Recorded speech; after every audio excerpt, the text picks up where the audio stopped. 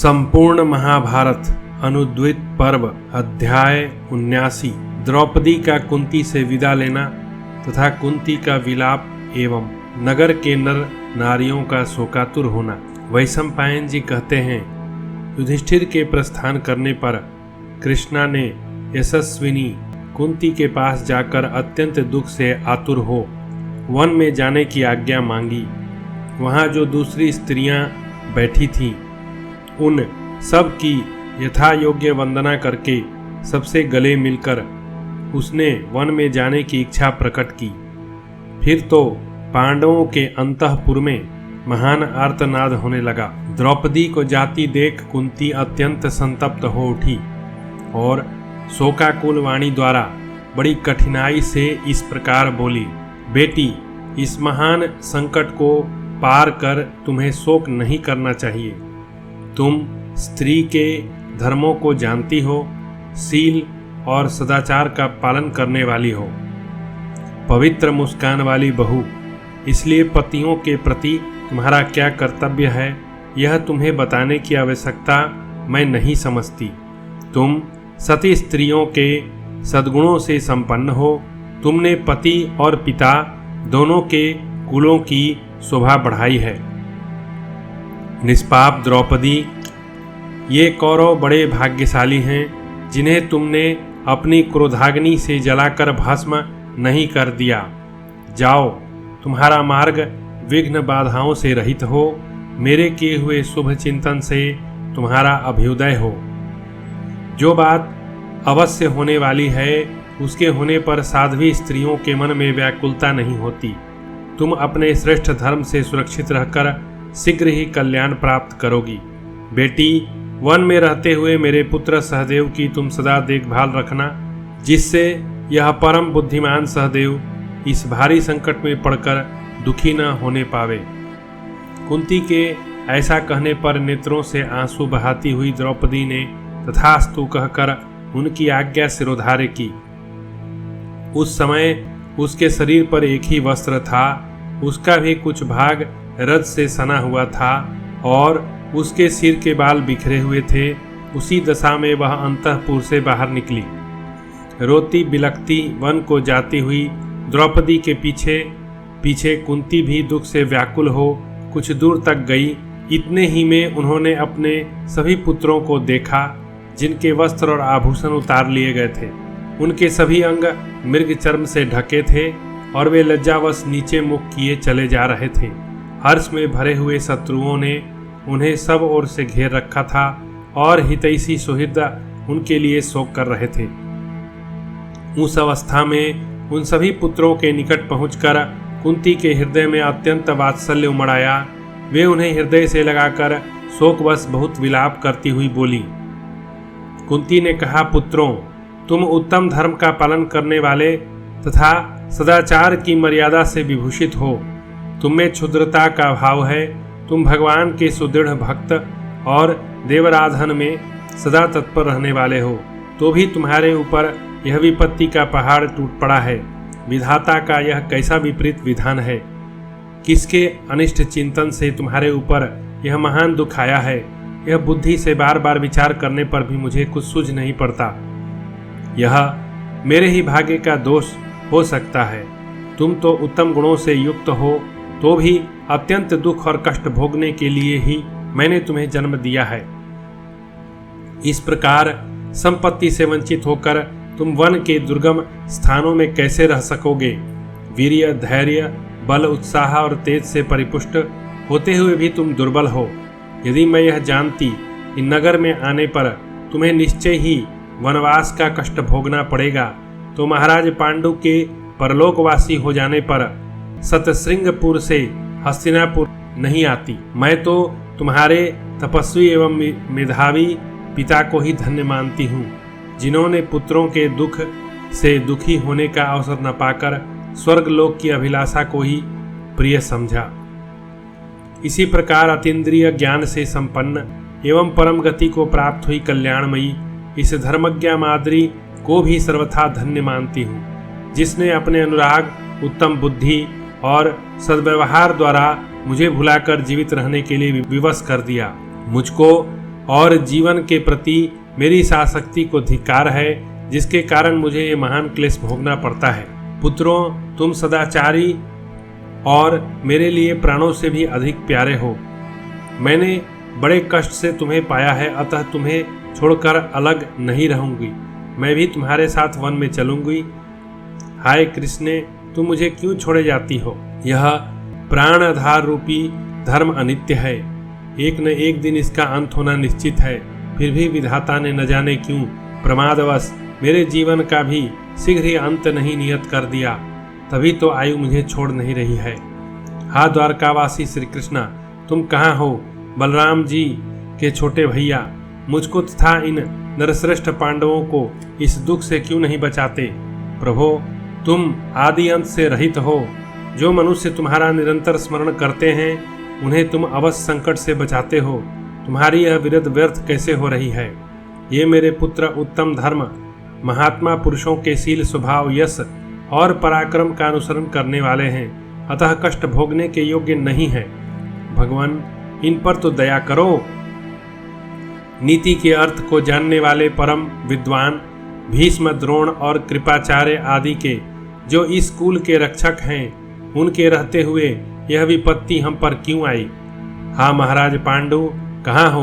आज तुम्हारे श्रेष्ठ पुत्रों को शत्रुओं ने जुए में जीतकर वनवास दे दिया है। तुम क्यों इनकी दुरवस्था की उपेक्षा कर रहे हो? माद्री नंदन सहदेव, तुम मुझे अपने शरीर से भी अधिक प्रिय हो। बेटा लौट आओ, कुपुत्र की भांति मेरा त्याग न करो। तुम्हारे ये भाई यदि सत्य धर्म के पालन का आग्रह रखकर वन में जा रहे हैं तो जाएं। तुम यहीं रहकर मेरी रक्षा जनित धर्म का लाभ लो। वैशंपायन जी कहते हैं, इस प्रकार विलाप करती हुई माता कुंती को अभिवादन एवं प्रणाम करके पांडव लोग दुखी हो वन को चले गए। विदुर जी शोकाकुल कुंती को अनेक प्रकार की युक्तियों द्वारा धीरज बंधाकर उन्हें धीरे धीरे अपने घर ले गए। उस समय वे स्वयं भी बहुत दुखी थे। तदनंतर धर्मराज युधिष्ठिर जब वन की ओर प्रस्थित हुए, तब उस नगर के समस्त निवासी दुख से आतुर हो उन्हें देखने के लिए महलों, मकान की छतों, समस्त गोपुरों और वृक्षों पर चढ़ गए। वहां से सब लोग उदास होकर उन्हें देखने लगे। उस समय सड़कें मनुष्यों की भारी भीड़ से इतनी भर गई थी कि उन पर चलना असंभव हो रहा था। इसलिए लोग ऊंचे चढ़कर अत्यंत दीन भाव से पांडुनंदन युधिष्ठिर को देख रहे थे। कुंती नंदन युधिष्ठिर छत्र रहित एवं पैदल ही चल रहे थे। उनके शरीर पर राजोचित वस्त्र और आभूषणों का भी अभाव था। वे वल्लकल और मृगचर्म पहने हुए थे। उन्हें इस दशा में देखकर लोगों के हृदय में गहरी चोट पहुंची और वे सब लोग नाना प्रकार की बातें करने लगे।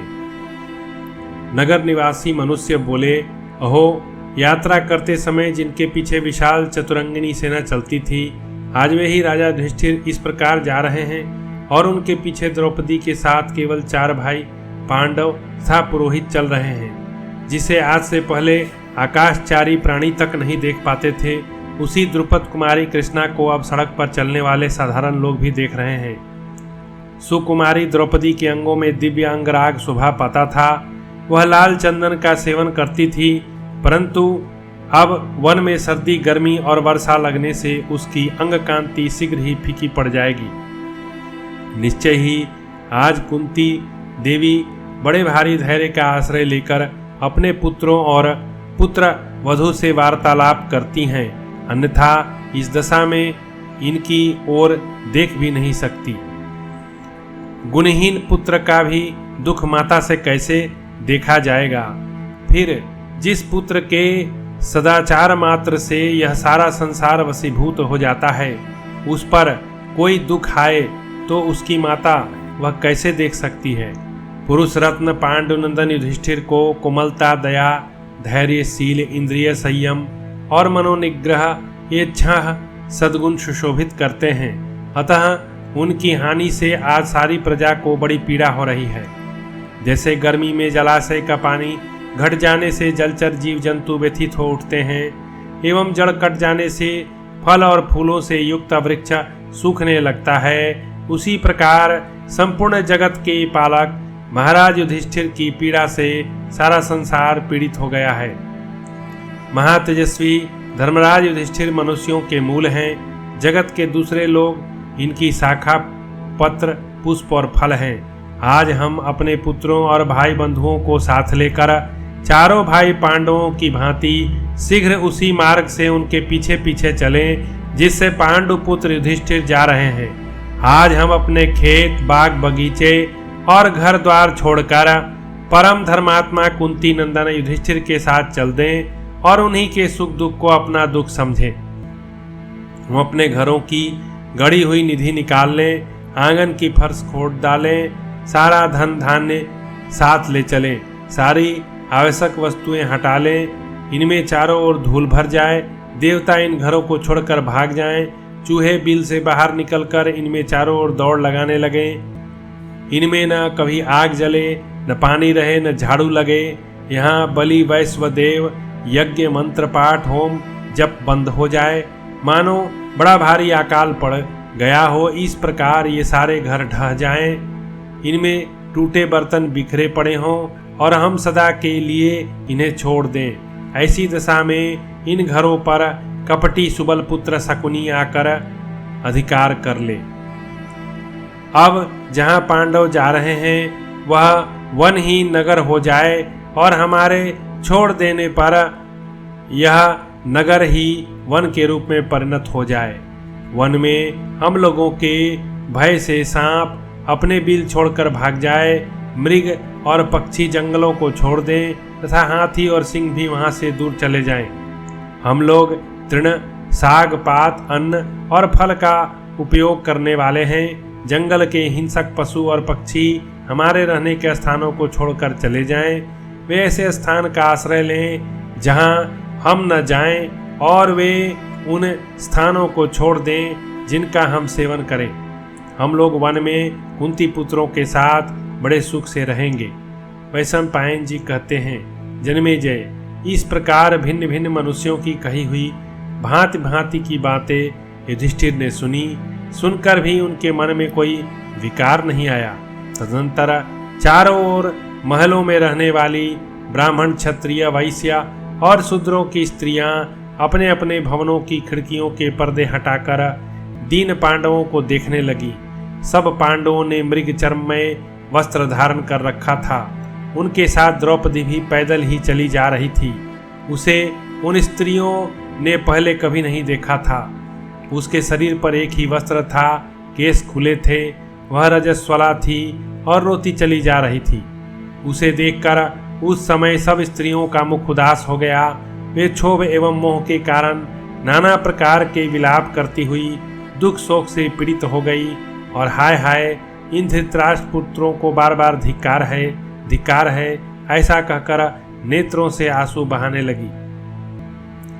धृतराष्ट्र पुत्रों की स्त्रियां द्रौपदी के द्यूत सभा में जाने और उसके वस्त्र खींचे जाने एवं वन में जाने आदि का सारा वृत्तांत सुनकर कौरवों की अत्यंत निंदा करती हुई फूट फूट कर रोने लगी और अपने मुखारविंद को हथेली पर रखकर बहुत देर तक गहरी चिंता में डूबी रही। उस समय अपने पुत्रों के अन्याय का चिंतन करके राजा धृतराष्ट्र का भी हृदय उद्विग्न हो उठा। उन्हें तनिक भी शांति नहीं मिली। चिंता में पड़े पड़े उनकी एकाग्रता नष्ट हो गई। उनका चित्त शोक से व्याकुल हो रहा था। उन्होंने विदुर के पास संदेश भेजा कि तुम शीघ्र मेरे पास चले आओ। तब विदुर राजा धृतराष्ट्र के महल में गए। उस समय महाराज धृतराष्ट्र ने अत्यंत उद्विग्न होकर उनसे पूछा। इस प्रकार श्री महाभारत सभा पर्व के अंतर्गत अनुद्वित पर्व में द्रौपदी कुंती संवाद विषयक 79वां अध्याय पूरा हुआ।